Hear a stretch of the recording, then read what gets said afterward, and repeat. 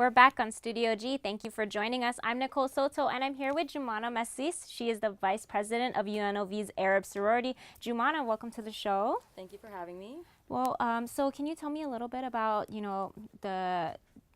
your sorority and how it got started here at UNLV? Yeah, so there was a couple of girls that were really interested in joining an Arab sorority. One of my really good friends, she is in the Alpha chapter, which was located in UCLA, and she had expressed that we interest in, kind of bringing that to UNLV. So a couple of us girls got together and we thought it was a really important cause to have Arab representation on UNLV's campus. And so it took about a year, but we got voted through MGC's councils, and now we're 12 girls in.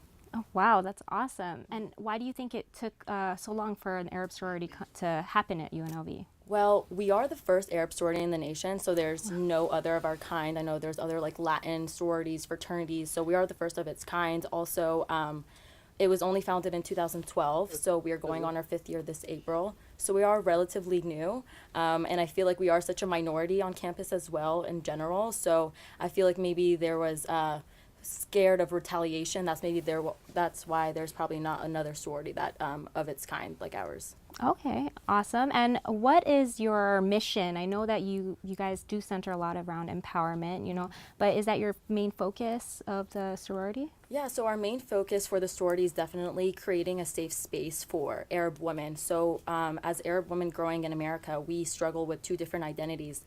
We have an American identity as well as an Arab identity. So what we do is we try to collate that together and kind of create a safe space for everybody where we can express our ideas. We are made up of 22 countries, so we come from different political beliefs, we come from different religions, we come from different countries, and so it is really important for us to kind of come together and make sure that we are all feeling diverse and that we are all represented at UNLV.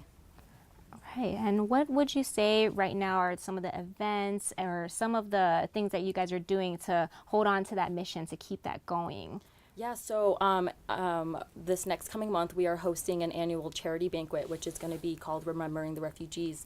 For the next 5 years, our national board has paired with the Kayani Foundation, and the Kayani Foundation is a Lebanese NGO that holds Syrian refugees in informal tented settlements, and they provide educational resources. So what we're doing is holding an event that broadcasts our Arab culture by live entertainment and having a lot of people come in with doing culture performances, and we kind of raise money and we donate that to the Kayani Foundation, and then that's going to be helping children growing up from these post-war disastrous things that they've been going through, and that's kind of what we've been targeting is through the Friends of Kayani to make sure that we are helping Syrian refugees build an education and that we're empowered by helping them do that.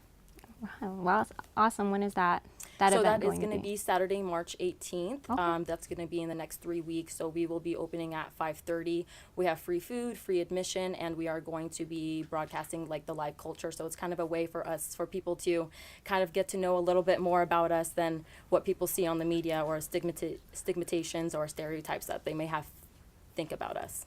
Awesome. And why do you think it's so important for more Arab students to be joining and having more interest in this sorority? I think it's so important, especially in this day of age, what we see on the media. We just want to make sure that, we aren't what people think of us. We aren't all radicals, or that we're all part of ISIS, or that we're all hijabi girls, or like people automatically assume when they see me, or if I say that I'm Arab, they say, hey, or you're Muslim, right? And I'm like, no, I'm a Catholic. There are different religions in the Arab world. We're not all just Muslims, or don't just can't drive, that's just Saudi Arabia. But, like there are other things that come with being an Arab woman, and we are strong and we do have opinions, and we aren't what people think we are, that we just like hide all day long or something like that. So we kind of are here to break the stigmatizations and show that we are so diverse. We're made up of 22 countries. There's so much more depth to us than people I think realize. And so it was so important for us to kind of come on campus and show that, since we are not represented on campus. We are the only Arab organization, sorority, fraternity, or any other organization that has kind of broadcasted that. Wow, that's amazing. And where do you see the future of of your sorority? Where do you hope to see yourself in the next couple years? In the next couple of years, I hope to, once I graduate, I'll be graduating this May. I hope to kind of go on national board and kind of expand. So we are very relatively new. We have 2 chapters and we have 2 colonies. We just have another interest group that just started. That's going to be at UC Riverside. So we are fairly new. So in the next 5 years, I hope to kind of take our mission as a sorority and expand that throughout America and make sure that there's other girls on university campuses who are Arab American who struggle with the same identities of us, of being Arab and being American and being on a college campus and finding a safe space for them. So I kind of want to just make sure that there's other girls who are going to be, benefiting from that, and kind of we just want to make sure that we're benefiting them as well as benefiting our community locally and globally. Awesome. I didn't realize that there was there weren't that many chapters, I guess. It's really cool that UNLV is a part of that. So it seems like it's going to be something growing nationally. And that's really great. Are there other causes besides the refugee event that you'll be doing that you guys are focusing on right now? So right now, since we are relatively new, this is our second semester on campus, we have a lot of events held that we're planning to hold in the future.